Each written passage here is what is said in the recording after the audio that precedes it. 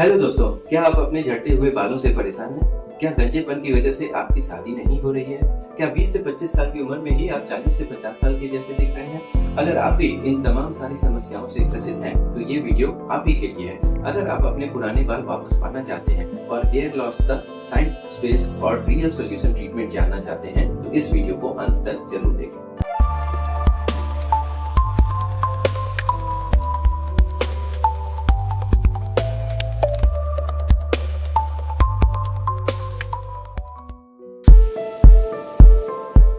तो दोस्तों, बाल झड़ने के बहुत सारे कारण होते हैं और सबसे मोस्ट इम्पोर्टेंट कारण है जेनेटिक्स। अगर आपके माता पिता या भाई बहनों में बाल गिरने की प्रवृत्ति है तो आपके अंदर भी ये हो सकता है। आपकी बॉडी के हार्मोन के ऊपर भी ये डिसाइडेड होता है। मेल में अलग पैटर्न में होता है और फीमेल में अलग पैटर्न होता है, जिसको मेल पैटर्न हेयर लॉस और फीमेल पैटर्न हेयर लॉस कहते हैं। साथ ही बहुत सारी अलग बीमारियां भी होती हैं, जैसे एलोपेशिया एरियाटा या सिकेट्रिशियल एलोपेशिया। इसके अलावा डाइट, न्यूट्रिशन, एनवायरमेंटल पॉल्यूशन, ऐसे बहुत सारे कारण हैं जिनकी वजह से हेयर लॉस ट्रिगर हो सकता है। तो दोस्तों, अब आपके मन में ये सवाल आएगा कि क्या झड़े हुए बाल वापस आ सकते हैं या नहीं।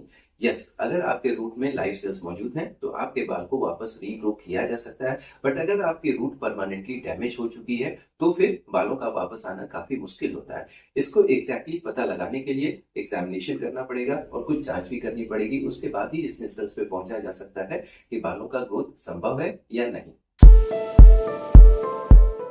तो दोस्तों, अब आप ये सोच रहे होंगे कि क्या बालों का ट्रीटमेंट संभव है। यस, डेफिनेटली बालों का इलाज संभव है। इनफैक्ट जितना जल्दी आप बालों का ट्रीटमेंट कराते हैं उतना ज्यादा चांसेस रहते हैं कि आपके बाल बचे रहें और बालों का ग्रोथ पॉसिबल है।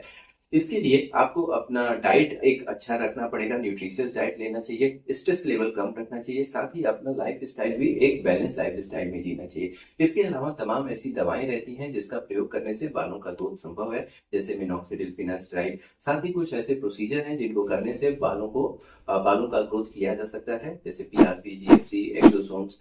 साथ ही साथ जो एडवांस ग्रेड ऑफ बाल्डनेस है, जिसमें पूरी तरीके से सर की त्वचा साफ हो जाती है, इस केसेस में भी हेयर ट्रांसप्लांट करके बालों को वापस लाया जा सकता है।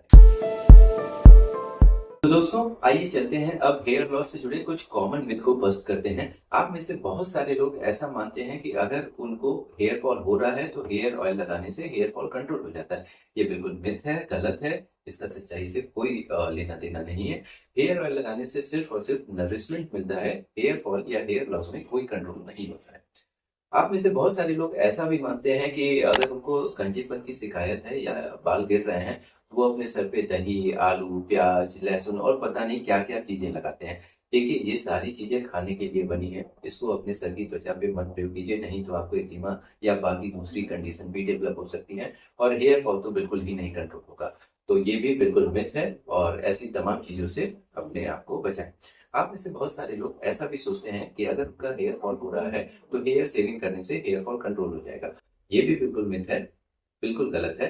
हेयर सेविंग करने से सिर्फ बाल छोटे हो जाते हैं, जिससे कि जब वो गिरते हैं तो आपको दिखाई नहीं देते, बट एक्चुअली में हेयर फॉल में कोई भी चेंज नहीं होता है।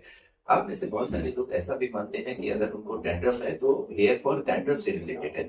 नहीं, डैंड्रफ की वजह से हेयर फॉल नहीं होता है, लेकिन समटाइम्स क्या होता है कि अगर आपको डैंड्रफ है तो आप उसमें खुजली करते हैं, जिसकी वजह से बालों में मैकेनिकल ब्रेकेज होता है और बाल टूटकर गिरते हैं। बट ये डायरेक्टली डैंड्रफ की वजह से हेयर फॉल नहीं होता है। तो दोस्तों, मुझे लगता है अब आपके मन में तमाम तरह के सवाल दूर हो गए होंगे और गंजेपन से अगर आप इस समय परेशान हैं या बालों के गिरने से परेशान हैं तो तुरंत आप ट्रीटमेंट करना शुरू कर दीजिए।